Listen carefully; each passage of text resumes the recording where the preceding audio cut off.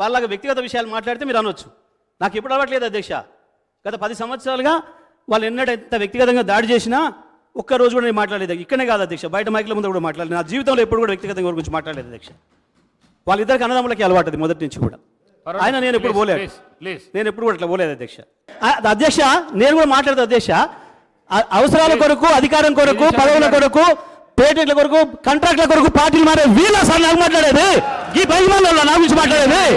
ఈ పార్టీలో ఉండి ఆ పార్టీకి పోయి బీజేపీకి పోతే కూడా బీజేపీలో ఉన్న ఓటేయమని చెప్పిన గీల మాట్లాడతారా? గీలగా నైతికత ఉందా?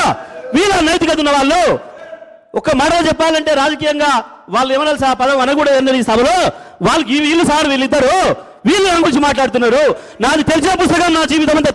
వాళ్ళ ప్రవర్తన చూస్తుంటే, వాళ్ళ మాట్లాడే విధానం, గవర్నర్ ప్రసంగం మీద కూడా చూస్తుంటే ఎంత అధికారంలో పర్మనెంట్గా ఇక్కడనే ఉంటాం అనుకున్న వాళ్ళు ప్రజలు ఇచ్చిన షాక్ ట్రీట్మెంట్ తోటి అక్కడికి పోయిన తర్వాత మతి భ్రమించి ఫ్రస్ట్రేషన్లో ఏం మాట్లాడుతారో అర్థమవుతలేదు అధ్యక్ష.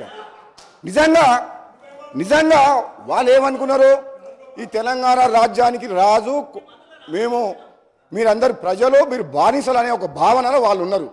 కానీ ఈ ప్రజలు వీళ్ళు ఇన్ని పనులు, గొప్ప పనులు చేసినామని చెప్పిన తర్వాత కూడా వీళ్ళ అహంకారమైన మాటలు చూసి బుద్ధి చెప్పాలని ఇక్కడ ఉన్న వాళ్ళని అక్కడికి పంపించారు అధ్యక్ష.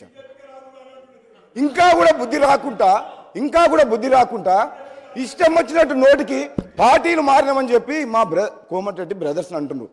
మీ నాయకుడు కేసీఆర్ గారు ఏ పార్టీలో రాజకీయ జీవితం మొదలుపెట్టిండ్రు, ఆ తర్వాత కాంగ్రెస్ నుంచి టీడీపీకి ఎట్లా వచ్చిండ్రు, ఆ తర్వాత టీఆర్ఎస్ 3 పార్టీలు మారిన చరిత్ర మీ నాయకుంది. అది మర్చిపోవద్దు, మీరు అది మర్చిపోవద్దు అధ్యక్ష.